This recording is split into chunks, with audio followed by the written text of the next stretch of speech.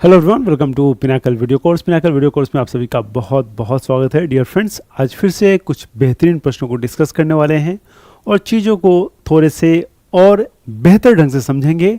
और इसी प्रयास के साथ मैं लगातार आपके लिए लेक्चर्स ले रहा हूं और कोशिश मेरी यही रहती है कि मेरे जितने भी विद्यार्थी हैं उनकी जो समझ है, उनकी जो अंडरस्टैंडिंग है उनके सब्जेक्ट के प्रति वो काफ़ी अच्छी हो जाए, सो दैट एग्ज़ाम में वो अच्छा स्कोर कर पाएँ और एग्ज़ाम क्वालिफाई कर पाएँ।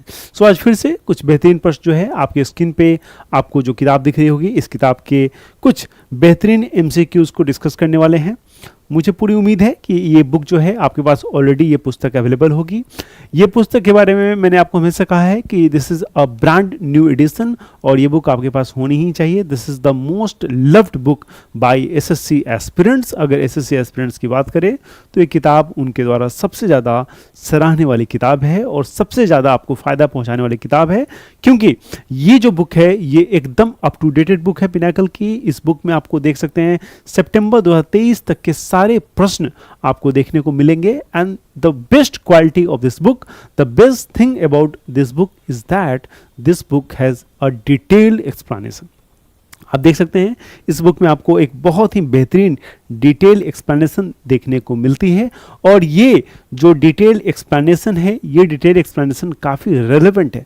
आप लोग में कई बार पूछते हैं कि सर रेलेवेंट का क्या तात्पर्य है, रेलेवेंट से क्या मतलब है। मैं हमेशा आपको हर एक क्लास में समझाता हूँ कि रेलेवेंट चीज़ों को पढ़ना बहुत ज़रूरी है, वो चाहे बुक्स हो, मटेरियल हो। It is very important that we concentrate on relevant material because in exam only the relevant materials are being used। केवल रेलिवेंट मटेरियल से ही क्वेश्चन पूछे जाते हैं और उन्हीं का इस्तेमाल अच्छे विद्यार्थियों के द्वारा किया जाता है। और इसीलिए पिनाकल आपके लिए जो है काफ़ी रेलिवेंट किताबें जो हैं लेके आया है और इन रेलिवेंट किताबों की मदद से मुझे पूरी उम्मीद है कि आपके एग्ज़ाम में जो आपका स्कोर है वो बहुत अच्छा हो जाएगा। पिनाकल, आप जानते हैं, आपके लिए समय समय पे जो भी अच्छी पुस्तकें हैं मार्केट में आनी चाहिए वो लेके आता है और वो वेल रिसर्च्ड बुक्स जो हैं वो पिनाकल की तरफ से आपके लिए लाई जाती हैं। आपको क्या करना है, आपको उन बुकों को अच्छे से डीपली अध्ययन करना है, पढ़ना है और उनको अच्छे से जो फैक्ट्स फिगर हैं उनको मेमोराइज करना है। अगर आप ऐसा करेंगे तो यकीन मानिए आपके एग्ज़ाम में जो आपका स्कोर है वो बहुत अच्छा होगा, उससे आपको कोई रोक नहीं सकता। आपके लिए एक जो अच्छी बुक जो है, एक अच्छी गुड न्यूज़ है जो मैं हमेशा आपको बताना चाहता हूँ। आपको मैं एक किताब एक बार दिखाता हूँ। पिनाकल ने आपके लिए बेहतरीन जो किताब लॉन्च की है, आप अपने स्क्रीन पे देख सकते हैं। ये स्टैटिक जीके की जो बुक है मैंने आपको दिखाया है, ये रही आपकी इंग्लिश में स्टैटिक जीके बुक और ये है आपकी हिंदी में स्टैटिक जीके बुक। अच्छा, इस बुक का पर्पस क्या है? कई बार आप सोच रहे होंगे कि sir what is the purpose of this book. So as you understand this fact, you are aware about this fact कि हमारे जो भी वनडे एग्ज़ाम है उसमें स्टैटिक जीके का एक अच्छा पोर्शन है जो एग्ज़ाम में पूछे जाता है। सो ये बहुत ज़रूरी है कि उस चीज़ को आप अच्छे से कवर करें जो एग्ज़ाम में बार बार पूछा जाता है और यही रीज़न है कि आपके लिए ये बुक जो है पिनाकल मार्केट में लेके आई है। तो आप देख सकते हैं बहुत अच्छी बुक है, बहुत पतली बुक है, कोई ये बहुत मोटी बुक नहीं है, बहुत पतली बुक है। बहुत जल्दी आप चाहेंगे तो इसको 20-25 दिन में बहुत अच्छे से कवर कर सकते हैं। और एक बार अगर आप में से किसी विद्यार्थी ने इस बुक को 20-25 दिन में कवर कर लिया तो स्टैटिक जीके के कोई भी सवाल उसमें आपको नहीं छूटेंगे। ठीक है, तो इस बुक को आप जरूर ट्राई कीजिए, ये आपके GS में आपको बिल्कुल मदद करेगा। और इसके अलावा जो 6500 लेक्चर्स हम कर रहे हैं, इस लेक्चर्स के सारे क्वेश्चंस आपको बैक टू बैक अच्छे से करने हैं, इसमें भी आपको बहुत फ़ायदा होगा और इससे भी आपको एग्ज़ाम में अच्छा स्कोर करने में काफ़ी मदद मिलेगी। तो आइए आज फिर से कुछ बेहतरीन प्रश्नों को देखते हैं। और आज जो है लास्ट क्लास में हमने हिस्ट्री के कुछ महत्वपूर्ण प्रश्नों को देखा था और आज फिर से एंशिएंट हिस्ट्री यानी कि प्राचीन इतिहास में जो prehistoric and Indus valley civilization थी, जो सिंधु घाटी थी, उसके बारे में चीज़ों को पढ़ेंगे। ठीक है, सो जो प्रागैतिहासिक और सिंधु घाटी है, इससे जो प्रश्न है इंडस वैली सिविलाइजेशन से लास्ट क्लास में भी हमने देखा था, काफ़ी प्रश्न पूछे गए थे और आगे भी आप देखेंगे कि जो इंडस वैली सिविलाइजेशन है उसकी जो इंपॉर्टेंस है वो कितनी ज़्यादा है। अच्छा, 6500 बुक में आपको एक फ़ायदा है कि जितने भी इससे क्वेश्चन इस टॉपिक से आपके वनडे एग्ज़ाम में, जो भी वनडे एग्ज़ाम्स होते हैं, SSC हो, GD हो, सिलेक्शन पोस्ट हो, दिल्ली पुलिस हो, वो सारे क्वेश्चन आपको इस 6500 की बुक में एक जगह मिल जाएगा। तो इससे भी आपको बहुत फ़ायदा होता है। आपको एक आइडिया लगता है। इनफैक्ट कई दफ़ा तो ऐसा होगा कि वही क्वेश्चन आपको रिपीट कर दिए जाएंगे और एग्जाम में आप उसको अच्छे से कर पाओगे, और इसके अलावा आपको एक आइडिया भी लगता है कि इस तरह के प्रश्न जो है एग्जाम में आपसे पूछे जाते हैं। तो आइए आज की क्लास को स्टार्ट करते हैं। Let's begin the class with the very first question जो आपके सामने स्क्रीन पे है। पर ये पहला क्वेश्चन क्या कर रहा है, विच ऑफ द फॉलोइंग वर्नास, ठीक है, वर्ना सिस्टम के बारे में हम जानते हैं। वर्ना सिस्टम के बारे में जानते हैं, बेसिकली हायरार्की, मतलब जो लोग हैं उनको अलग अलग हायरार्की में बांट दिया गया है उनके काम के अनुसार, उसी को वर्ना सिस्टम कहते हैं।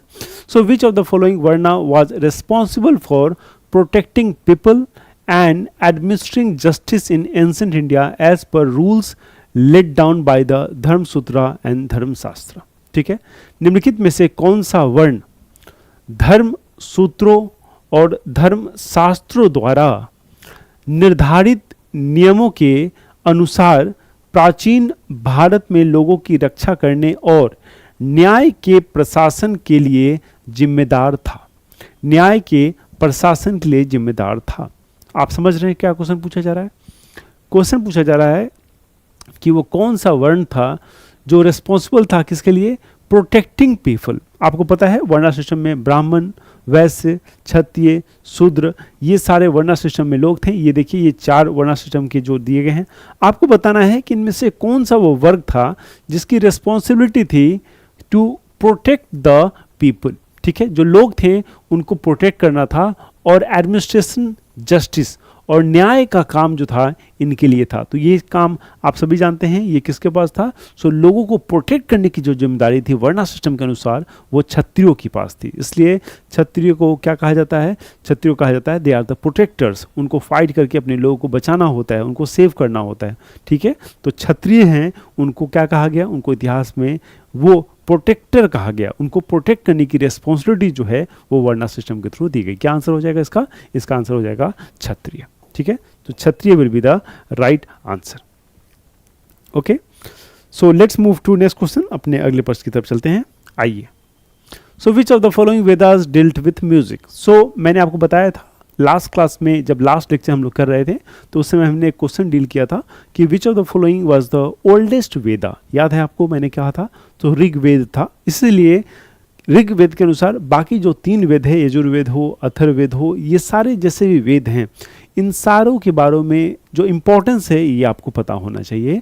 यजुर्वेद का क्या इंपॉर्टेंस है, अथर्ववेद का क्या इंपॉर्टेंस है, सामवेद का क्या इंपॉर्टेंस है, ऋग्वेद का क्या इंपॉर्टेंस है, और किस वेद में किस सब्जेक्ट मैटर को डील किया गया है, ये भी आपसे प्रश्न जो है एग्जाम में पूछ लिया जाता है, ठीक है।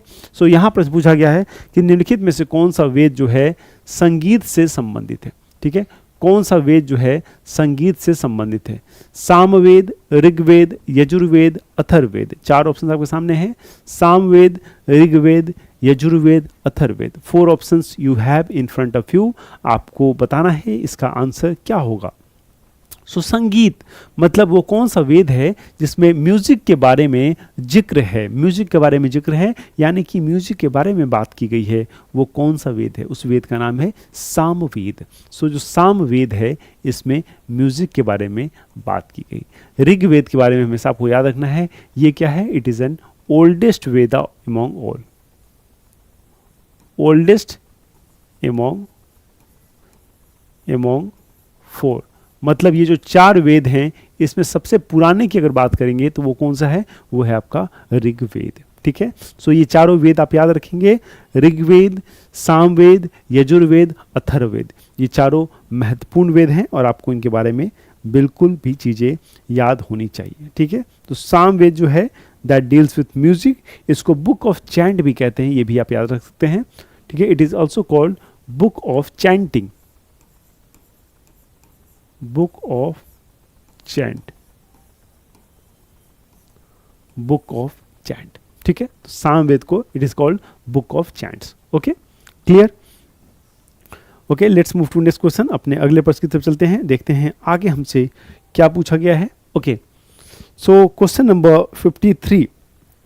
According to Puranas Lord Vishnu took the shape of, ठीक है। आपको पता है पहले पुराणों में ऐसा जिक्र है कि जब भी कोई ऐसी मुसीबत हुआ करती थी तो भगवान जो है एक अलग रूप लेते थे, एक अलग अवतार लेते थे और चीज़ों को प्रोटेक्ट करते थे।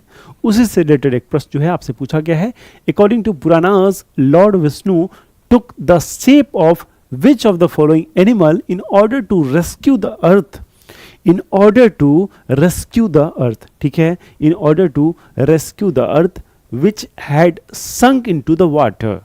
बहुत बेहतरीन, बहुत खूबसूरत प्रश्न पूछा गया, sunk into the water. पुराणों के अनुसार भगवान विष्णु ने पृथ्वी को बचाने के लिए किसका रूप धारण किया था जो पानी में डूब गई थी? मतलब जो पृथ्वी है वो पानी में डूब गई थी और भगवान विष्णु ने एक अवतार लिया था, एक रूप धारण किया था उस पृथ्वी को बचाने के लिए डूबने से. वो कौन सा रूप लिया गया था, ये प्रश्न पूछा गया. एक शेर का, एक वाराह का, एक बाघ का, एक हाथी का. The lion, a boar, a tiger और एन एलिफेंट. कितने बेहतरीन बेहतरीन और बढ़िया प्रश्न जो है आपसे पूछे गए हैं. यही फ़ायदा है आपको 6500 बुक का. 6500 बुक है अपने आप में एक फैंटास्टिक बुक है और इस बुक को अगर आपने बैक टू बैक अच्छे से किया तो यकीन मानिए आपके एग्ज़ाम में जीएस सेक्शन को ये आपको बहुत स्ट्रॉन्ग बना देगा और उसमें आपको बहुत मदद मिलेगी. That will definitely help you understand a very good command over your subject matter. आपकी जीएस की जो कमांड है वो बहुत अच्छी हो जाएगी. The right answer here is a bore. एक वाराह जो जानवर है, अ बोर, इसका रूप लिया था किसने? भगवान विष्णु ने. किसको? पृथ्वी को बनाने के लिए. ठीक है, पुराणों में इस चीज़ का जिक्र है क्योंकि पृथ्वी जो थी पानी में डूब गई थी तो उन्होंने एक वाराह, एक बियर का, एक बोर का जो है रूप धारण किया और पृथ्वी को डूबने से बचाया था. तो इस तरह के बेहतरीन प्रश्न आपके एग्जाम में आपसे पूछे जाते हैं. आपको बहुत ध्यानपूर्वक चीज़ों को कवर करना है. डेफिनेटली अगर आप इसको अच्छे से कवर करेंगे तो आपको इसको पढ़ने में बहुत मज़ा आएगा. चीज़ों को 6500 जो बुक है वो अपने आप में एक बेहतरीन किताब है और आपको इससे बहुत हेल्प होगा. इस वीडियो कोर्स को भी आप ले सकते हैं. इस वीडियो कोर्स से भी आपको काफ़ी मदद मिलेगी. ठीक है, सो चलते हैं अपने अगले प्रश्न की तरफ. देखते हैं आगे हमसे क्या पूछा गया है. Okay, so person's Vedic approach and his relationship with society are determined by 4 goals of life. Which of the following is not among these goals? ठीक है, क्या पूछा गया? एक व्यक्ति का वैदिक दृष्टिकोण और समाज के साथ वैदिक दृष्टिकोण. मैंने आपको पढ़ाया है, मैंने आपको बताया है, मैंने आपको समझाया है. मेरे प्यारे बच्चों, जब भी क्वेश्चंस पढ़ेंगे एकदम शांति से, इत्मीनान से पढ़ेंगे, ध्यान से पढ़ेंगे और कोशिश ये करना है कि जो भी कीवर्ड्स हो उसको आपको क्या करना है, उसको आपको अंडरलाइन कर लेना है एक बार. ठीक है, अगर आप इसको फिजिकली अंडरलाइन नहीं कर सकते हैं तो डिजिटली तो कर ही सकते हो. डिजिटली नहीं कर सकते हो तो थॉट के लेवल पर अंडरलाइन कर लो. थॉट लेवल पे आप आइडेंटिफाई कर लो कि यहाँ पे क्या है, वैदिक दृष्टिकोण और समाज के साथ उसका जीवन के 4 लक्ष्यों से निर्धारित होता है. निम्नलिखित में से कौन सा इन लक्ष्यों में से एक नहीं है? एक व्यक्ति का वैदिक दृष्टिकोण और समाज के साथ उसका संबंध जीवन के 4 लक्ष्यों से निर्धारित होता है. ठीक है, ये जो सोच है, ये जो संबंध है, जीवन के 4 लक्ष्यों से निर्धारित होता है. जीवन के 4 लक्ष्यों से निर्धारित होता है. निम्नलिखित में से कौन इन लक्ष्यों में से नहीं है? निम्नलिखित में से कौन इन लक्ष्यों में से नहीं है? सिद्धि, अर्थ, मोक्ष और धर्म. 4 ऑप्शन दिए गए हैं. काफ़ी बेहतरीन प्रश्न है. एसएससी सीजीएल में ये प्रश्न आपसे पूछा गया है. 2021 का ये प्रश्न है. 2021 का ये प्रश्न है.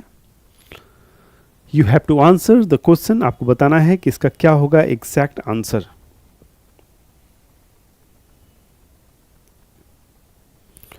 अर्थ, मोक्षा, धर्म, सिद्धि.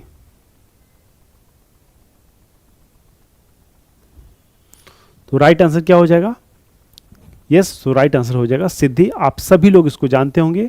अब क्या है, 4 में से बताया गया है कि वो कौन सा एक है जो नहीं है. तो ऑब्वियस सी बात है, ये जो 3 है ये तो तीनों राइट आंसर हो गए. ये तीनों तो हैं. अब एक और वो कौन है जो इसमें नहीं दिया गया है, ये सवाल उठता है. तो वो आपका एक हो जाएगा कामा. ठीक है, अर्था, मोक्षा, धम्मा, कामा. ये 4 जो हैं बेसिकली दीज आर द जीवन के 4 लक्ष्यों को निर्धारित होता है निम्नलिखित में से. और इस हमने इसको आइडेंटिफाई किया और बेसिकली वैदिक दृष्टिकोण के अनुसार जो है, ये वैदिक अप्रोच के अनुसार जो है, समाज में एक व्यक्ति का संबंध जो है, उसका जो जीवन है, इन 4 के इर्द गिर्द रहता है. अर्थ, मोक्षा, कामा और धर्म. ठीक है, तो इन सारी चीज़ों को आपको देखिए, ठीक है। मोक्ष की बात होती है, अर्थ की बात होती है, धर्म की बात होती है और काम की बात होती है, ठीक है। तो ये 4 चीज़ जो है आपको याद रखना है। ऐसे भी ये 4 आपको याद रखना है, क्योंकि नेक्स्ट टाइम जब कभी क्वेश्चन पूछा जाए तो आपको ध्यान होना चाहिए कि ये 4 चीज़ जो है वैदिक अनुसार के अनुसार जो एक जो पर्सन है, एक जो इंसान है, उसका सोसाइटी में इंट्रैक्शन जो है इन 4 बेसिस पे होता है, ठीक है। Clear? Okay, let's move to next question. अपने अगले प्रश्न की तरफ चलते हैं, देखते हैं हमसे आगे क्या पूछा गया है। आइए। According to the Ramayana, Ratnakar was other name of. Ramayana के अनुसार किसका दूसरा नाम रत्नाकर था? रामायण के अनुसार किसका दूसरा नाम रत्नाकर था? रामायण के अनुसार किसका दूसरा नाम रत्नाकर था? विश्वामित्र, गौतम, दुर्वासा, वाल्मीकि। 4 ऑप्शन दिए गए हैं, आप सभी जानते हैं। काफ़ी आसान सा प्रश्न है ये, बहुत आसानी से आप इसका जवाब बता सकते हैं। रत्नाकर, ठीक है। Ratnakar was the name of.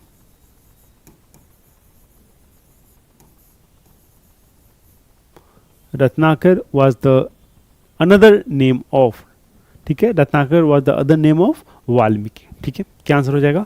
Valmiki will be the right answer, ठीक है। तो वाल्मीकि आप जानते हैं रामायण से इनका संबंध है और इनका जो दूसरा नाम है वो रत्नाकर भी है, ठीक है। वाल्मीकि रामायण हम लोग कहते हैं। Okay, let's move to next question. अपने अगले प्रश्न की तरफ चलते हैं। आइए। So the main collection of Vedic hymns are called. वैदिक मंत्रों या भजनों में मुख्य संग्रह को क्या कहते हैं? वैदिक मंत्रों या भजनों में जो मुख्य संग्रह है उसको क्या कहते हैं? सूत्रा, पद, संहिता या मुख? सूत्र, पद, संहिता या मुख, 4 ऑप्शन दिए गए हैं और आपको बताना है इसका क्या आंसर है। प्रश्न है कि वैदिक मंत्रों या भजनों के मुख्य संग्रह को क्या कहते हैं? जो भी वैदिक मंत्र हुआ करते थे, उसके जो संग्रह हुआ करते थे, उसका जो भजन होता था, उसको क्या कहते थे, ये आपको बताना है, ठीक है। ये आपको बताना है। क्या आंसर हो जाएगा? सूत्र, पद, संहिता और मुख, 4 ऑप्शन है। राइट आंसर क्या हो जाएगा? So it is also the oldest known Vedic Sanskrit text. Oldest known Vedic Sanskrit text. Oldest known Vedic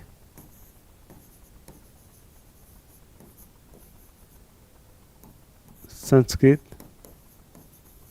text, ठीक है। ओल्डेस्ट नोन वैदिक संस्कृत टेक्स्ट भी है ये और इसका नाम है संहिता, ठीक है। इट इज कॉल्ड संहिता। तो संहिता के बारे में मैंने आपको बताया। संहिता इज ऑल्सो ओल्डेस्ट नोन वैदिक संस्कृत टेक्स्ट, ठीक है। ओल्डेस्ट नोन वैदिक संस्कृत टेक्स्ट, ठीक है। तो ये भी आपको ध्यान रखना है। Okay, let's move to next question. So Purusha Sukta is a hymn from which Veda? So Purusha Sukta अगर आपने सुना होगा, बहुत सारे बच्चों को, छोटे छोटे बच्चों को आप देखेंगे कि उनको पुरुष सूक्त याद रहता है। आजकल के जो पेरेंट्स हैं, आजकल के जो गार्जियंस हैं, काफ़ी कॉन्शियस हैं। पुरुष सूक्त एक बहुत अच्छा हाइम्स है जो कि आपको एक वेद में मिलेगा। सो चारों वेद के नाम, जो चारों वेद हमारे हैं उनका नाम आपको यहाँ दिख रहा होगा, अथर्ववेद, यजुर्वेद, ऋग्वेद और सामवेद।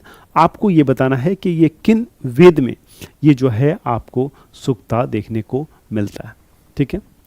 पुरुष सूक्त किस वेद का एक मंत्र संग्रह है, यानी कि सूक्त है, मंत्र संग्रह है, मतलब युक्त है।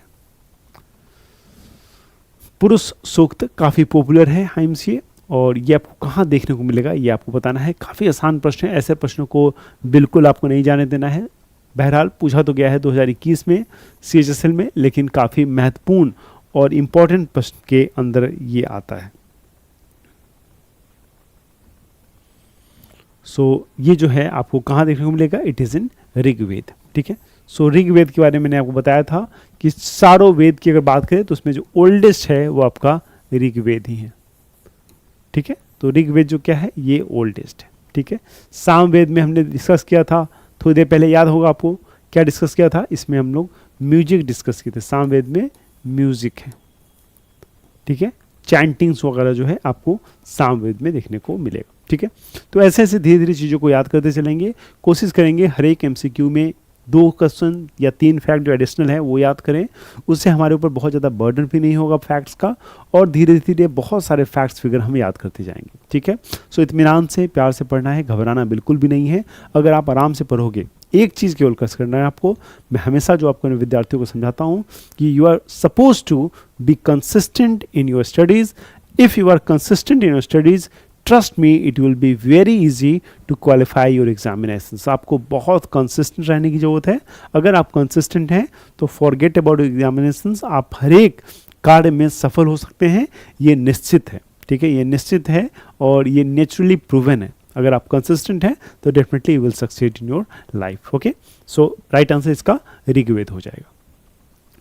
Right answer will be Rigveda. Okay, let's move to next question. So the Jain temple at Pattadakal was built by. देखिए इस तरह के जो प्रश्न है टेम्पल्स वाले, ये बहुत बारी क्वेश्चन आपके एग्जाम में पूछे जाएंगे। जैन टेम्पल से पूछे जा सकते हैं, बौद्ध टेम्पल से पूछे जाते हैं, या उसके अलावा शिवा टेम्पल, विष्णु टेम्पल, इस तरह के भी प्रश्न जो है वो पूछे जाएंगे। कुछ टेम्पल पूछे जाएंगे कि महाबलीपुरम में कौन सा टेम्पल है, सोर टेम्पल कहाँ है, इस तरह के प्रश्न भी आपसे बार बार पूछे जाते हैं, ठीक है। Excuse me. तो यहाँ पे क्या पूछा जा रहा है कि जैन टेम्पल एट पट्टाडकल, पट्टाडकल में एक जैन टेम्पल है, वो किसके द्वारा बनाया गया। पट्टाडकल में जैन मंदिर का निर्माण किस वंश के द्वारा करवाया गया था। पट्टाडकल में जैन मंदिर का निर्माण जो है किस वंश के द्वारा करवाया गया था। चालुक्य, ठीक है, पहला ऑप्शन चालुक्य, चोल, राष्ट्रकूटा या होयसल। 4 ऑप्शन आपके सामने हैं, आपको बताना है कि किसके द्वारा इस टेम्पल का निर्माण करवाया गया था, ठीक है। किसके द्वारा इस टेम्पल का निर्माण करवाया गया था।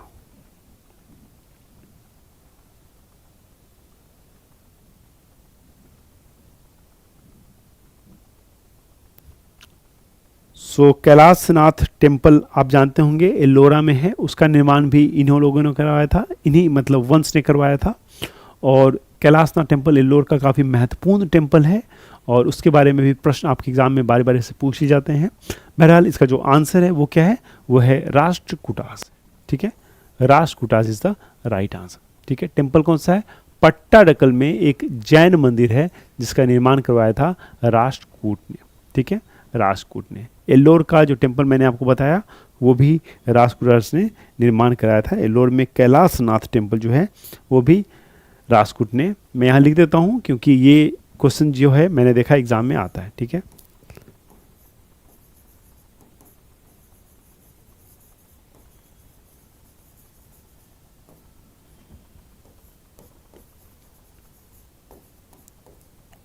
कहाँ पे है, एल्लोर। ये भी जो है राष्ट्रकूटास ने ही निर्माण करवाया था, ठीक है। सो ये भी प्रश्न आपके एग्जाम में पूछे जा सकते हैं। और ये जो प्रश्न मैंने आपको जैन टेम्पल का बताया, ये तो प्रश्न पूछा ही गया है कब, 2023 के एमटीएस वाले एग्जाम में। देखिए ये क्वेश्चन पूछा गया, ठीक है। एसएससी एमटीएस में ये क्वेश्चन 2023 में पूछा गया, ठीक है। Clear, okay, let's move to next question. So who was the last Tirthankara of Jains, last Tirthankara of Jains, ठीक है। लास्ट तीर्थंकरा ऑफ जैन ये कब थे, ये थे 600 बीसी में, 6 बीसी में। तो ये कौन थे, 4 नाम आपके दिए गए हैं, वर्धमान महावीर, चंद्रप्रभा, ऋषभनाथ और पद्मप्रभा। 4 ऑप्शन आपको दिए गए हैं। 6th सेंचुरी बीसी में ये थे, ये पूरा लिख देता हूं मैं।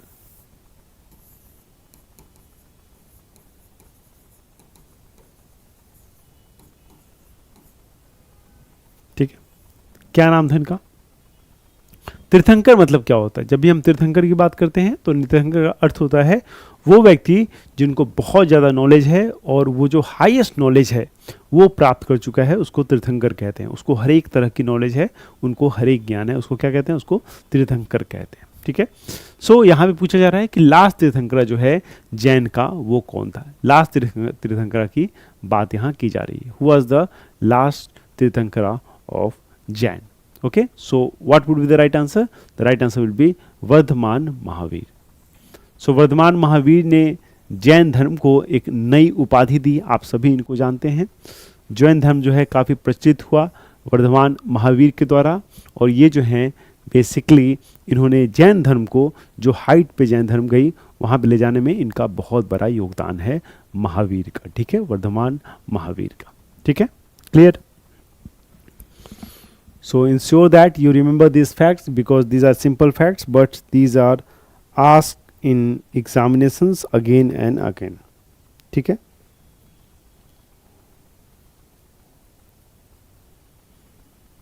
तो ये ओके, चलो let's move to next question. अगले क्वेश्चन पे चलते हैं। At the age of what Mahavir left home and went to live in a forest. कितना सिंपल क्वेश्चन है, बहुत सिंपल क्वेश्चन है। और आपने अगर पिनाकल के जीएस की बुक अगर आपने पढ़ी है,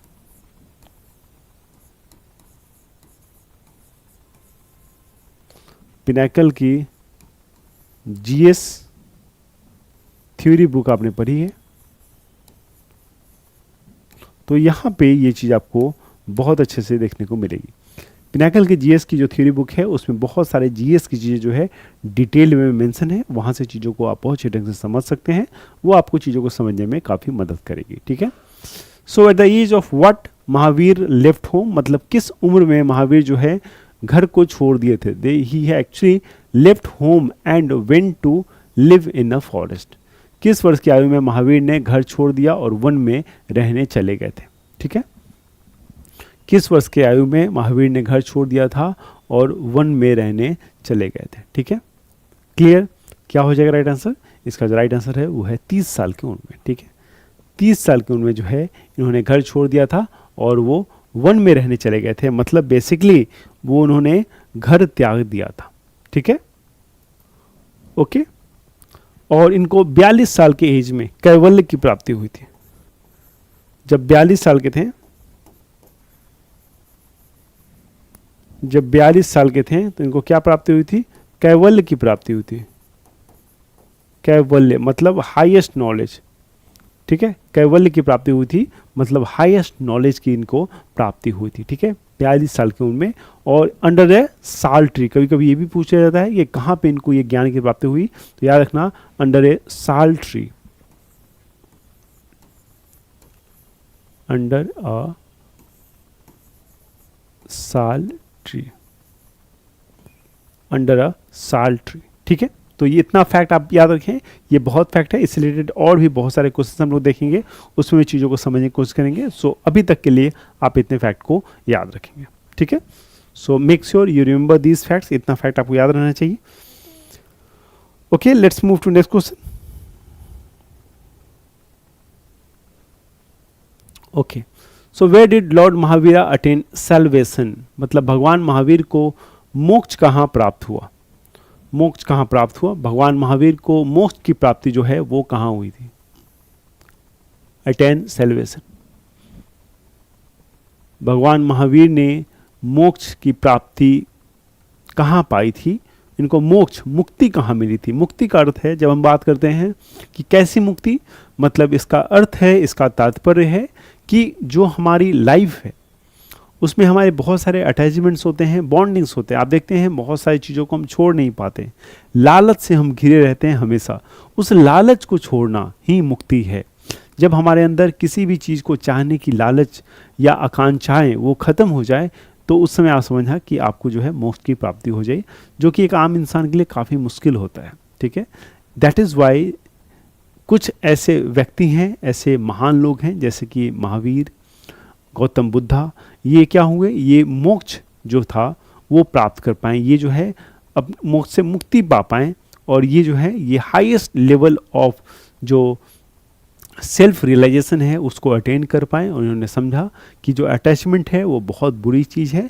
अटैचमेंट ऐसे भी लाइफ में बहुत बुरी चीज़ है। आप देखेंगे कि जब भी आपको लाइफ में कुछ करना होगा तो आपकी जो अटैचमेंट है आपको अच्छा नहीं करने देगी। आपको आपकी अटैचमेंट जो है हमेशा रोके रहेगी, आप आगे नहीं बढ़ सकते। Attachment is like it's holding the rocket from the back. एक रॉकेट को उड़ने के पहले उसको आप देखेंगे बहुत सारे इंस्ट्रूमेंट से उसको जकड़ा हुआ रहता है, तो वैसे ही है अटैचमेंट। वो आपको हमेशा रोका रहेगा, आपको आगे बढ़ने से रोकता रहेगा। ठीक है, तो उसी से रिलेटेड प्रश्न है, और इसको आप अटेंड कर लिए डेफिनेटली आप लाइफ में बहुत कुछ सीख जाएंगे, और ये आपको बहुत सारी चीज़ों में काफ़ी हेल्प करेगा लाइफ के आगे बहुत सारे एपिसोड्स में। ओके, सो क्वेश्चन कह रहा है भगवान महावीर ने मोक्ष कहाँ प्राप्त की? इन्होंने मोक्ष प्राप्त की थी पावापुरी में। पावापुरी कहाँ है? पावापुरी है नालंदा में, नालंदा बिहार। ठीक है, पावापुरी कहाँ है? नालंदा बिहार। क्लियर है? सो इतना ही याद रखना है आपको, इतना फैक्ट याद रह गया, इसका मतलब एक बेहतरीन फैक्ट जो है आपको याद हो गया, और इससे क्वेश्चन अगर आते हैं या पूछे जाते हैं तो बहुत आसानी से आप इनका जवाब भी दे पाएंगे। ठीक है, okay. So name the holy city recognise as the birth place of the first and the fourth Jain Tirthankara. उस पवित्र शहर का नाम बताइए जिसे प्रथम एवं चतुर्थ जैन तीर्थंकरों का जन्म स्थान माना जाता है। सो उस पवित्र शहर का नाम आपको बताना है। It is a holy city. उस पवित्र शहर का नाम आपको बताना है जिसे प्रथम एवं चतुर्थ जैन जो तीर्थंकर हैं उनके जन्म स्थान के रूप में माना जाता है। मतलब जो तीर्थंकर थे, कितने टोटल तीर्थंकर थे? टोटल जो थे वो थे 24 तीर्थंकर। तो 24 में से जो प्रथम थे और जो चतुर्थ थे मतलब फोर्थ थे, फर्स्ट एंड फोर्थ। ठीक है,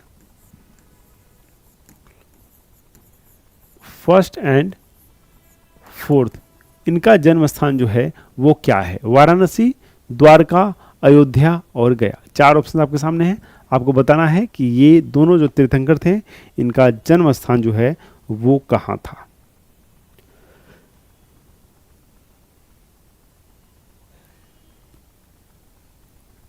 तो आप जानते हैं पहले जो तीर्थंकर थे वो थे ऋषभदेव, और चौथे जो थे वो कौन थे? वो थे अभिनंदन नाथ। तो किनकी बात हो रही है? बात हो रही है ऋषभदेव और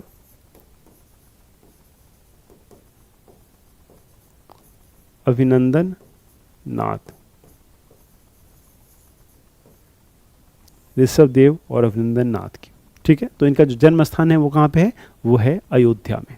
ठीक है, इतनी पावन नगरी में इनका जन्म हुआ, अयोध्या में। ठीक है, कहाँ पे हुआ? अयोध्या में। क्लियर? ओके।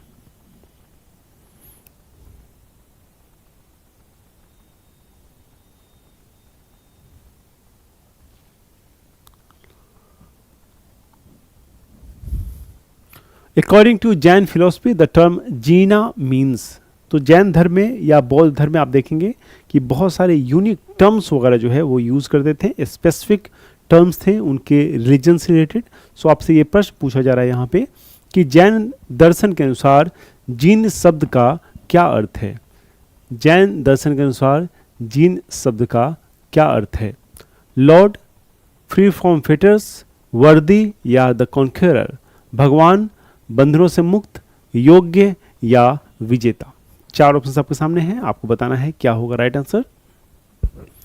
जीना का अर्थ जैन फिलोसफी की अगर बात हम करें, जैन फिलोसफी आपने अगर पढ़ा होगा या आप पढ़ेंगे, अगर आप जैन फिलोसफी को थियोरेटिकली पढ़ना चाहते हैं तो जीएस की जो थ्योरी की बुक है पिनाकल की, वहाँ से आप पढ़ सकते हैं। नहीं तो 6500 में भी बहुत अच्छी एक्सप्लेनेशन जो है आपको दी जाएगी। वहाँ पे अगर आपकी नई वाली एडिशन बुक आपके पास 6500 होगी तो उसमें आप देखोगे कि उसमें बहुत सारे जो एक्सप्लेनेशंस हैं वो काफ़ी रेलेवेंट हैं, काफ़ी अच्छे हैं, और उसको पढ़ के भी आपकी जो कॉन्सेप्ट है वो काफ़ी अच्छी हो सकती है। तो उस पर आपको ध्यान देना है। ठीक है, उस पर आपको ध्यान देना है।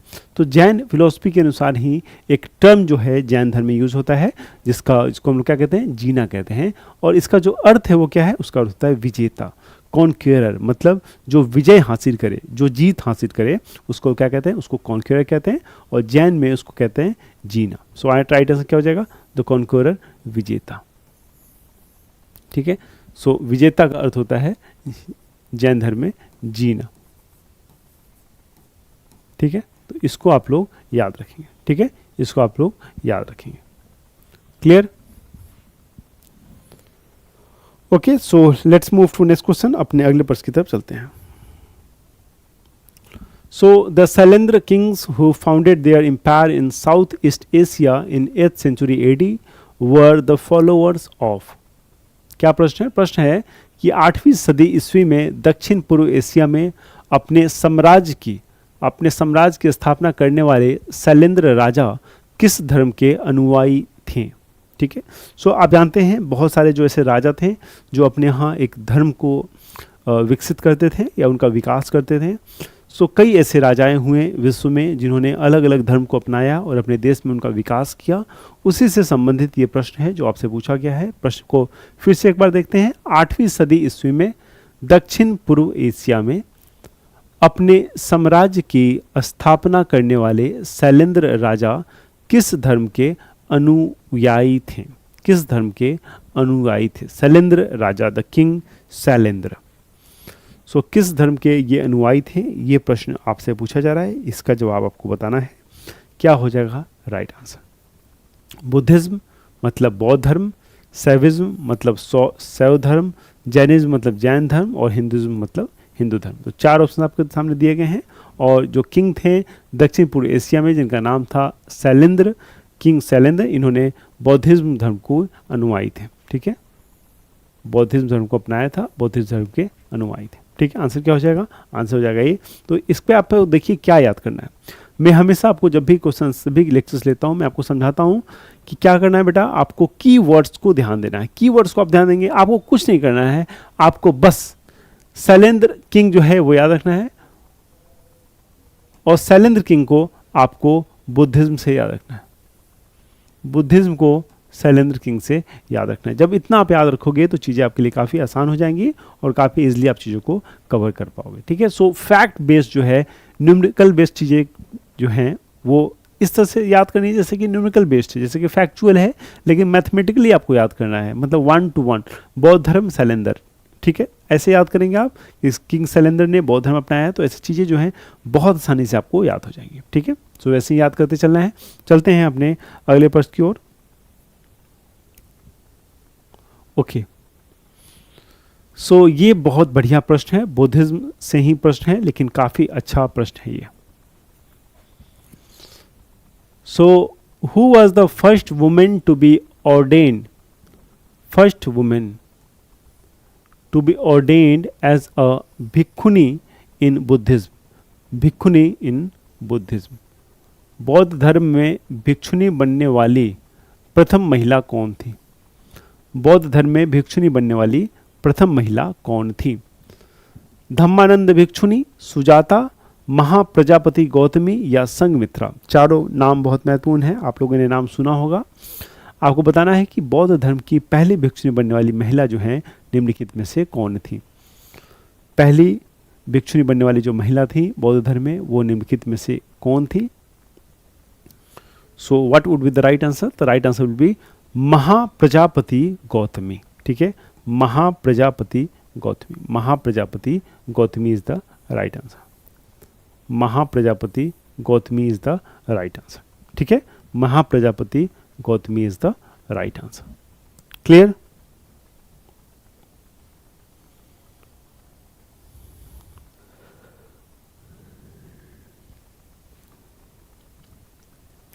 So which Kusan ruler was famous in history as a great patron of Buddhism and organized the 4th Buddhist Council? So कौन सा कुसान शासक? ठीक है, सो सबसे पहले आपको ये पता चल गया ये एक कुसान रूलर था। ठीक है, सबसे पहले तो आपको ये पता चल गया कि जिसके बारे में हम यहाँ पे आंसर ढूंढ रहे हैं वो एक कुसान रूलर था। सो कई दफ़ा अगर आपको कॉन्सेप्ट पता है कि कुसान रूलर इसमें से कौन नहीं था तो इजीली उसको आप एलिमिनेट कर सकते हैं, मतलब यहाँ से हटा सकते हैं। सो कौन सा कुसान शासक इतिहास में बौद्ध धर्म के महान संरक्षक के रूप में प्रसिद्ध है जिन्होंने चतुर्थ बौद्ध संगति का भी आयोजन किया था? तो आप जानते हैं गौतम बुद्ध के बाद 4 जो है बौद्ध संगति कराई गई थी। चारों बौद्ध संगति जो है वो अलग अलग राजाओं ने ऑर्गेनाइज कराई। ठीक है। जिस तरह से पहला बौद्ध संगीति की अगर बात करी तो वो कहाँ हुई थी, वो हुई थी राजगीर में। पहला जो बात करेंगे हम फर्स्ट, तो वो हुई थी आपकी राजगीर में,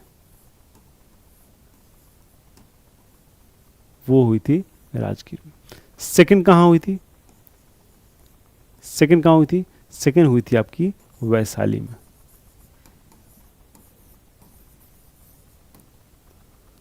थर्ड कहाँ हुई थी, पाटलिपुत्र में।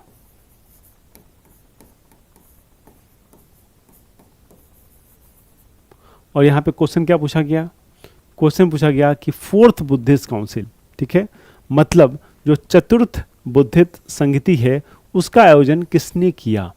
फोर्थ बुद्धिस्ट काउंसिल का आयोजन जिसने किया था वो एक कुषाण शासक था और उनका नाम था कनिष्क। तो कनिष्क एक कुषाण शासक थे और ये कहाँ ऑर्गेनाइज किया गया, ये भी सवाल बनता है आपसे। तो मैंने आपको बताया था कि 4 टोटल जो काउंसिल्स थे ऑर्गेनाइज किए गए और चौथा जो काउंसिल था वो कश्मीर में ऑर्गेनाइज किया गया था। तो fourth was organise in Kashmir, fourth was organise in Kashmir. तो चारों बौद्ध के काउंसिल आपको यहाँ पे मिल गए देखने को। कनिष्का जो थे उन्होंने चौथा काउंसिल ऑर्गेनाइज किया था, ठीक है, कनिष्का जो थे वो चौथा काउंसिल ऑर्गेनाइज किए थे। Okay, so let's move to next question, अपने अगले प्रश्न की तरफ चलते हैं। आइए, so with reference to Buddhist architecture, मतलब बौद्ध वाले क्वेश्चन हम लोग देख रहे हैं। आपको मैं बता दूं कि अगर इतिहास के पहले कुछ फेज की बात करें तो आपको एक तो Indus valley civilization, Indus valley civilization, इसके अलावा आप देखेंगे बुद्धिज्म और जैनिज्म, इससे बहुत सारे आपको क्वेश्चन देखने को मिलेंगे। बुद्धिज्म और जैनिज्म, इससे बहुत सारे आपको क्वेश्चन देखने को मिलेंगे, ठीक है, इससे बहुत सारे आपको क्वेश्चन देखने को मिलेंगे। तो इन तीनों सेक्शन को अगर आप एंशिएंट हिस्ट्री की बात करेंगे, प्राचीन इतिहास की बात करेंगे, तो उस विषय में आप इन चीज़ों को जरूर पढ़ लेंगे, ठीक है। सो क्या पूछ रहा है क्वेश्चन कि with reference to Buddhist architecture what does the chaitya means, मतलब बौद्ध वास्तुकला के संदर्भ में चैत्य का क्या अर्थ होता था। जब बुद्धिस्ट की बात करेंगे तो उन्होंने एक टर्म यूज किया चैत्य, इसका जो अर्थ है बुद्धिस्ट वास्तुकला के अनुसार, उसके आर्किटेक्चर के अनुसार वो क्या कहा जाता है। क्या ये बुद्धा रेलिक्स था, बुद्ध से संबंधित अवशेष थे, टेम्पल एंट्रेंस था, का बुद्ध मंदिर का क्या ये प्रवेश द्वार हुआ करता था, और चौथा है क्या ये एक प्रेयर हॉल था, क्या प्रार्थना कक्ष था, यहाँ प्रार्थना करते थे बौद्ध लोग, या एक रेसिडेंस था, एक मोनेस्ट्री थी, एक निवास था, एक मठ था, ठीक है। सो क्या ऑप्शन है, ऑप्शन है आपका 4, और पता किसके बारे में करना है, चैत्य के बारे में पता करना है आपको, चैत्य के बारे में। क्या आंसर हो जाएगा आपको गेस करना है, और ये सारे बहुत इजी आंसर्स हैं, इसके लिए आपको बहुत ज़्यादा माइंड नहीं अप्लाई करना है, ठीक है, क्योंकि ये सब प्रश्न जो है पूछे जाते हैं, बार बार पूछे जाते हैं।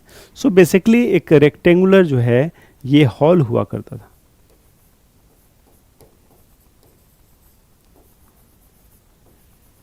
रेक्टेंगुलर हॉल हुआ करता था, और ये क्या था, ये एक तरह का प्रेयर हॉल था, ठीक है, क्या था, प्रार्थना कक्ष था।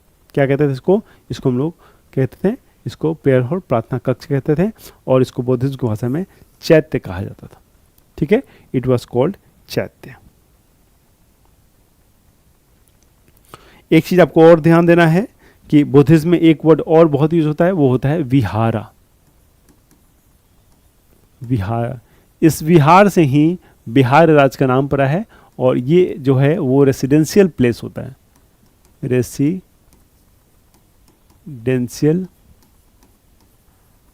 Place for Monks, residential place for Monks, ठीक है, residential place for Monks.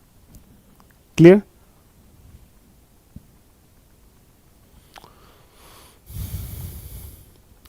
Which of the following structure is associated with Buddhism? निम्नलिखित में से कौन सी संरचना बौद्ध धर्म से संबंधित है।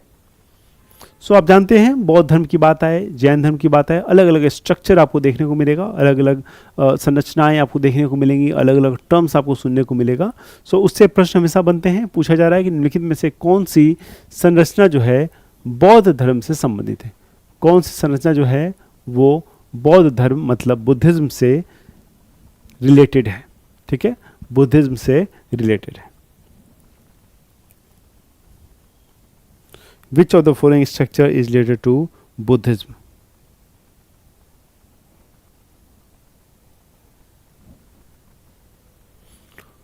सो आपने सुना होगा सांची स्तूपा, सुना आपने सांची स्तूपा, सुना है आपने, महाबोधि स्तूपा सुना होगा आपने, महाबोधि स्तूपा सुना होगा, सांची स्तूपा सुना होगा। तो जो स्तूप है ये बौद्ध धर्म से रिलेटेड एक टर्म है और इसका इस्तेमाल होता है बौद्ध धर्म में। तो स्तूप जो है यहाँ पे राइट आंसर हो जाएगा। ठीक है, सो स्तूप का जो संबंध है वो बौद्ध धर्म से है और ये बौद्ध धर्म में स्तूप का इस्तेमाल हुआ करता था। ठीक है, क्लियर है? तो याद रखिएगा सांची स्तूपा मैंने आपको बताया जो कि मध्य प्रदेश में है, और महाबोधि स्तूपा जो कि बोध गया में है। ठीक है, सांची आप जानते हैं ये मध्य प्रदेश में है, और महाबोधि भी लिख लीजिए इसको आप लोग, महाबोधि। ठीक है, महाबोधि कहाँ पे है? ये है बोध गया में।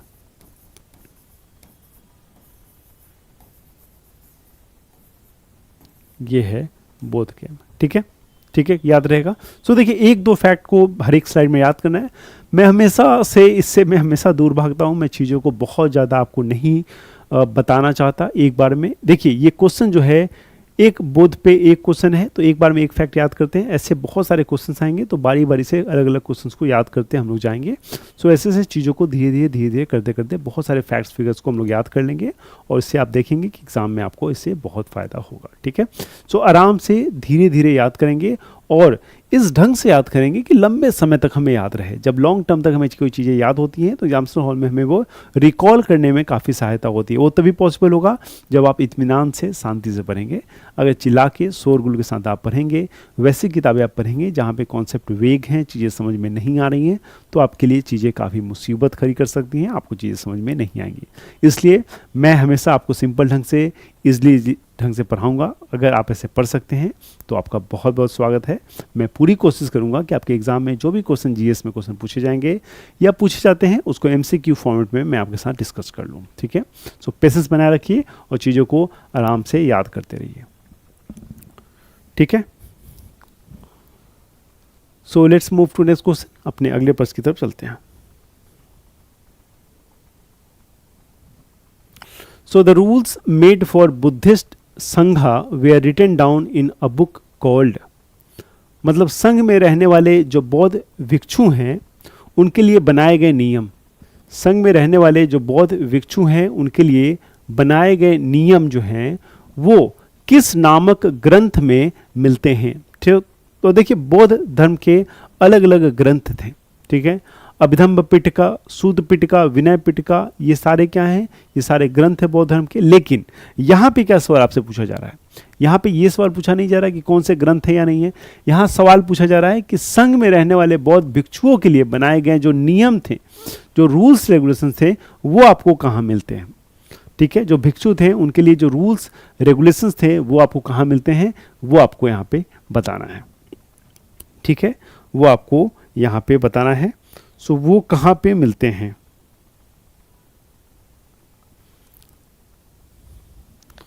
सो विनय पिटका, सूत पिटका, अभिधम्म पिटका, ये क्या है? बेसिकली ये जो है बुद्धिस्ट काउंसिल में जो बुद्धिस्ट टीचिंग्स थी उसको डिवाइड कर दिया गया था। सो अगर ये तीन भागों में पूछा जाए कि कब डिवाइड हुआ, हमेशा ध्यान रखना फर्स्ट काउंसिल में इसको डिवाइड किया गया। फर्स्ट काउंसिल जो हुआ था बुद्धिस्ट का, कहाँ हुआ था? राजगीर में। यहाँ पे 3 चरणों में इसको डिवाइड कर दिया गया था।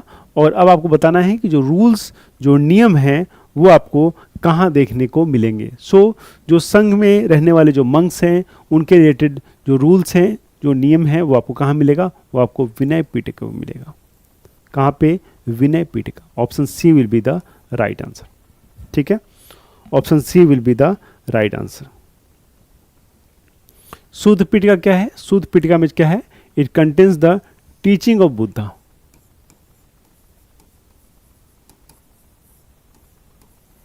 Teaching of Buddha. ठीक है, it contains teaching of Buddha. Sutta Pitaka contains the teaching of Buddha. Clear? So वैसे हर एक जो पीठिकास हैं उनके अलग अलग रूल्स हैं, अलग अलग इंपॉर्टेंस है। Clear? Okay. So in Buddhist architecture, which among the following are meditation cells and living quarters for monks? बौद्ध वास्तुकला में निम्नलिखित में से कौन सा एक ध्यान कक्ष और भिक्षुओं के रहने का स्थान था? समझिए ध्यान से क्वेश्चन को, क्या कह रहा है क्वेश्चन? क्वेश्चन कह रहा है आपसे कि बौद्ध वास्तुकला में, इन बुद्धिस्ट आर्किटेक्चर, जो बौद्ध का आर्किटेक्चर था उसमें निम्नलिखित में से कौन सा स्थान, जो कक्ष है, भिक्षुओं के रहने का एक स्थान था। भिक्षुओं के रहने का स्थान था। जो मंक्स थे वो यहाँ रहा करते थे। विहार, चैत्यगृह, पित्तदुरा या स्तूपास। तो ये मैंने आपको पहले ही बताया था कि जो रहने का स्थान है उसको क्या कहते थे, और इन्हीं स्थानों के नाम पे जो बिहार राज्य है उसका नाम का निर्माण हुआ है। ठीक है, सो बिहार जो है ये नाम निकल के आता है कहाँ से? विहार से। ठीक है, अब आप कहोगे सर क्यों? क्योंकि बिहार में बुद्धिज्म जो है वो बहुत जो है फ्लरिश किया है। बुद्धिज्म जो है वो बहुत फ्लरिश किया है। आज भी आप जाओगे बोध गया, वैशाली, राजगीर, तो वहाँ पे बुद्धिज्म के आपके पूरे साक्ष्य आपको देखने को बिहार में मिलते हैं। ठीक है, सो जो बिहार है उसको आप बिहार से याद कर सकते हो। ये जो है रहने का स्थान हुआ करता था, ये है आपका विहार। ठीक है, ये है आपका विहार। Clear? Okay, so let's move to next question. अपने अगले प्रश्न की चलते हैं। The Buddha belong to a small gana known as. The Buddha belong to a small gana known as. Buddha किस नामक एक छोटे से गण से संबंधित थे? बुद्ध का संबंध जो था बेसिकली किस गण से था, ये आपको बताना है। सो साख्य गना, अवंती गना, कुरु गना या पंचाल गना। चार ऑप्शंस आपके सामने हैं। आपको बताना है कि किस गना से भगवान बुद्ध का संबंध था। सो मैंने आपको पहले ही बताया था कि बुद्धिज्म वाले सारे क्वेश्चन आपको याद करने पड़ेंगे। आपके पास कोई ऑप्शन नहीं है। बुद्धिज्म वाले सारे क्वेश्चन आपको याद करने पड़ेंगे, आपके पास कोई ऑप्शन नहीं है। ठीक उसी तरह जैनिज्म वाले जो सारे क्वेश्चन जो हैं MCQ, वो सारे आपको याद करने पड़ेंगे। इसमें हम आपकी मदद करेंगे। कैसे मदद करेंगे? इसके लिए आपको स्टैटिक जीके की जो बुक है वो आप पढ़ सकते हैं। अगर आपको बुक पढ़ना अच्छा नहीं है तो स्टैटिक जीके की जो वीडियो कोर्स है वो वीडियो कोर्स आप देख सकते हैं, वहाँ से आपको हेल्प होगा। उसके अलावा 6500 की जो बुक है वो आप देख सकते हैं, उसमें भी बहुत अच्छी एक्सप्लेनेशन है। क्वेश्चंस भी अच्छे अच्छे हैं, एक्सप्लेनेशन भी अच्छे अच्छे हैं, वो देख सकते हैं। और आपको चीज़ों को रिवाइज करना है तो इस वीडियो कोर्स के माध्यम से तो चीज़ों को आप रिवाइज कर ही रहे हैं। ठीक है, सो ऐसे ही करते चलना है। क्या हो जाए, किस गणा से बिलोंग करते थे बुद्धा? काफ़ी आसान सरल प्रश्न है ये, और इस प्रश्न को आप सभी जानते होंगे क्योंकि काफ़ी आसान प्रश्न है ये। ठीक है, काफ़ी आसान प्रश्न है। क्या है आंसर? साख्य गण। ठीक है, आंसर क्या हो जाएगा? साख्य गण। ठीक है, तो साख्य गणा से संबंध था भगवान बुद्ध का। ओके,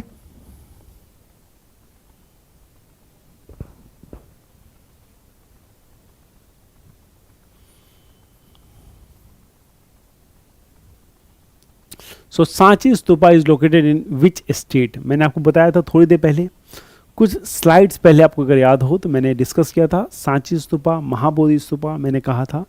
तो स्तूपा जो है वो बौद्ध धर्म से जुड़ा हुआ है, और सांची स्तूपा आप देख सकते हैं। आपके सामने स्क्रीन पे जो स्तूप दिख रही है ये सांची स्तूप है, और इस पिक्चर को मैंने इसलिए यूज़ किया क्योंकि आपको ये चीज़ें याद हो जाएं। और सांची स्तूप हो या कोई भी स्तूप हो, यहाँ पे कुछ चीज़ों की बहुत महत्व है। जैसे कि इस दरवाजे का बहुत महत्व है, इस दरवाजे का बहुत महत्व है। यहाँ पे ये जो ये लगा हुआ है, ये सबसे ऊपर, इसका बहुत महत्व है। इस दरवाजे का ये जो गेट है, बाउंड्री वॉल है, इसका बहुत महत्व है, कई बार एग्जाम में आपसे ये चीज़ें पूछी जाती हैं, तो इसका भी आपको ध्यान रखना है। इसके बारे में भी एमसीक्यूज़ हम लोग करेंगे, डिस्कस करेंगे, आगे बहुत सारे एमसीक्यूज़ हैं जिसको हम लोग कवर करेंगे। बहरहाल इस क्वेश्चन का आंसर बताना है, बहुत सिंपल सा क्वेश्चन है। कब पूछा गया? 2023 में, एकदम रिसेंट क्वेश्चन है, आपसे पूछा गया एसएससी सीएचएसएल में, एकदम रिसेंट क्वेश्चन है। एसएससी सीएचएसएल में आपसे ये प्रश्न पूछा गया। इस प्रश्न का क्या जवाब होगा? महाराष्ट्र, बिहार, मध्य प्रदेश, गुजरात। क्या आंसर है? आंसर है इसका मध्य प्रदेश। तो मैंने बताया था आपको सांची स्तूप जो है मध्य प्रदेश में है, और महाबोधि मैंने बताया था वो आपको बिहार है, बोध गया में। ठीक है, तो सांची स्तूप कहाँ पे है? ये आपका मध्य प्रदेश में। Clear?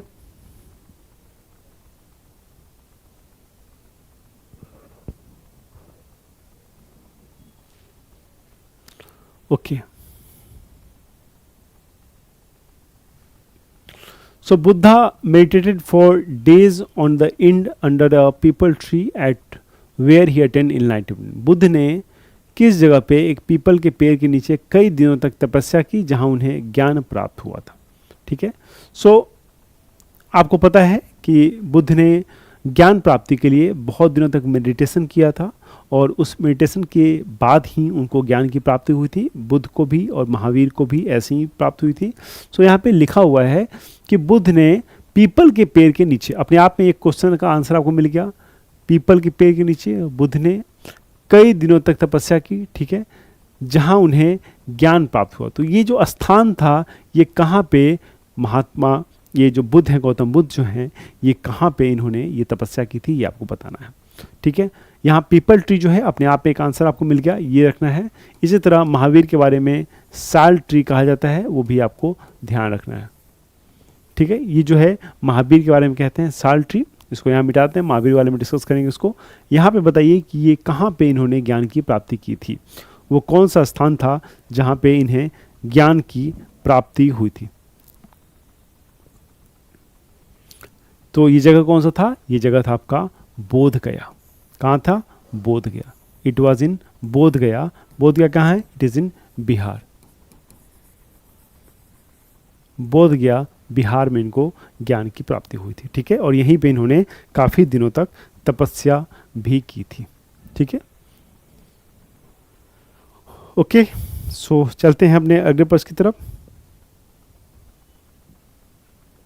So what was the pedestrian path for devotees to wave in homage to stupa called in Buddhist architecture? बौद्ध वास्तुकला में स्तूप को श्रद्धांजलि अर्पित करने के लिए भक्तों के लिए पैदल मार्ग क्या कहलाता है? ठीक है, पैदल मार्ग क्या कहलाता है? What was the pedestrian path? जो पैदल मार्ग होता है, pedestrian path कहते हैं ना, pedestrian मतलब जहाँ लोग पैदल चलते हैं।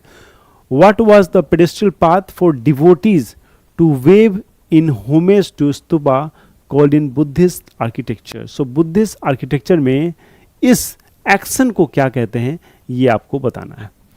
So मेधी, तोरण, अंडा, छत्र, 4 ऑप्शन आपके सामने हैं, आपको बताना है क्या हो जाएगा राइट आंसर। मेधी, तोरण, अंडा और छत्र।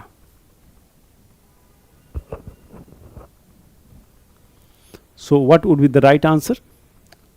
सो इसका जो राइट आंसर है क्या हो जाएगा? वो हो जाएगा मेधी।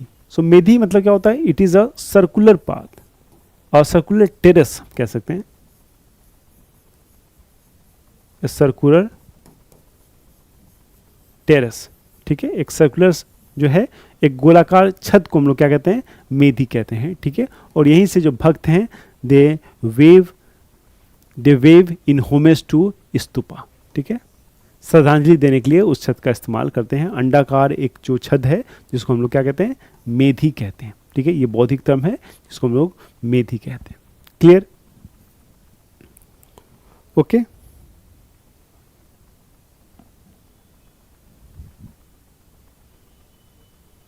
सो which of the following is the largest stupa in India? ठीक है, आपको बताना है कि निम्नलिखित में से कौन सा भारत का सबसे बड़ा स्तूप है। भारत का सबसे बड़ा स्तूप है, निम्नलिखित में से कौन भारत का सबसे बड़ा स्तूप है? सो 4 ऑप्शन आपके सामने हैं, केसरिया, धमेख, अमरावती और भरहुत। केसरिया, धमेख, अमरावती और भरहुत, 4 ऑप्शन आपके सामने हैं। आपको बताना है कि सबसे बड़ा स्तूप जो है कौन सा है। विच of the largest stupa in India, निम्नलिखित में भारत का सबसे बड़ा जो स्तूप है वो कौन सा है। आपके लिए ये सवाल है और इसका जो राइट आंसर है वो है केसरिया। अब ये सवाल भी आपके सामने बनता है कि ये जो केसरिया स्तूप है ये कहाँ पे है। तो ये देखिए, ये है बिहार में। बिहार में कहाँ पे है? बिहार में एक डिस्ट्रिक्ट है जिसका नाम है east Champaran. East Champaran, east Champaran, ठीक है, यहाँ पे ये है और यहीं पे ये स्तूप आपको देखने को मिलेगा। काफ़ी मशहूर और सबसे बड़ा जो स्तूप है ये आपको बिहार में स्थित है। सो आज के सवाल जो हैं इसी सवाल के साथ समाप्त होते हैं। मुझे पूरी उम्मीद है कि आपने आज के क्लास में कुछ महत्वपूर्ण फैक्ट्स फिगर को सीखा होगा, देखा होगा, समझा होगा। मैं आपको इसके अलावा फिर से बताना चाहूँगा कि आपकी जो तैयारी है 6500 की जो बुक की MCQs है उसके वीडियो लेक्चर्स हम लोग कर रहे हैं। चीज़ों को विजुअली थोड़ा सा पढ़ने का प्रयास कर रहे हैं। आई होप कि आपको ऐसे चीज़ें समझ में आ रही होंगी, चीज़ें आपको याद भी हो पा रही होंगी। सो आपको प्रयास भी यही करना है कि चीज़ें आपको ऐसे याद होती चली जाएं। अगर आप ऐसे याद करते चले जाओगे तो इससे आपको काफ़ी फ़ायदा होगा और आपके एग्ज़ाम में चीज़ें आपको अच्छे से रिकॉल कर पाएंगे। तो बहुत इत्मीनान से अच्छे से करना है। इसके अलावा फिर से मैं आपको बता दूँ कि आपके लिए एक जो बहुत महत्वपूर्ण किताब है, मैं फिर से आपको वो बुक फिजिकली दिखाना चाहूँगा जिस बुक की आपकी बहुत डिमांड थी। आप लोग सभी लोग चाहते थे कि ये बुक आपको मिले। ये देखिए, ये वो बुक है और मुझे उम्मीद है कि ये बुक से आप काफ़ी परिचित होंगे। ये स्टैटिक जीके की बुक इंग्लिश में और हिंदी में दोनों बुक है। बहुत पतली बुक है, आप देख सकते हैं, अगर आपको दिख रहा होगा बहुत पतली बुक है। इस बुक से स्टैटिक जीके की जो समस्या है वो आपकी निश्चित ही हल हो जाएगी। सो अगर इस बुक को आप कवर कर लेते हैं, अगर आपने 6500 कवर कर लिया तो यकीन मानिए आपकी जो तैयारी है वो बहुत अच्छी हो सकती है। और इसके अलावा आपको क्या करना है, आपको पिनाकल के आपको टेस्ट पास का इस्तेमाल करना है। सो टेस्ट पास जो है उसका अगर आप इस्तेमाल करेंगे, टेस्ट सीरीज़ का इस्तेमाल करेंगे, टेस्ट पास पिनाकल का है, इसमें बहुत सारे आपको क्वेश्चन मिलेंगे। सो इसका इस्तेमाल कर सकते हैं। इसके अलावा एक और खुशखबरी आपके लिए है, पिनाकल की एक ब्रांड न्यू बुक जो है बहुत जल्दी आपको मार्केट में दिखने वाली है। That will be on science. Science की एक्सक्लूसिव बुक, साइंस बुक जो है बाय पिनाकल, ये भी बुक जो है आपको बहुत जल्द मार्केट में दिखने वाली है और ये सारे एग्ज़ाम को जो है ये बुक कैटर करेगा। ठीक है, जितने भी एग्ज़ाम हैं वो सारे एग्ज़ाम्स को ये बुक कैटर करेगा। इस बुक से साइंस सेक्शन की जो तैयारी है आपकी बहुत अच्छी हो सकती है और आप देखेंगे कि इस बुक को पढ़ने के बाद जो साइंस वाली बुक है आपकी तैयारी बहुत अच्छी हो जाएगी। अलॉन्ग विथ दिस मैं आपको स्ट्रांगली रिकमेंड करूँगा स्टैटिक जीके की बुक जो है आप इसको ज़रूर पढ़ें।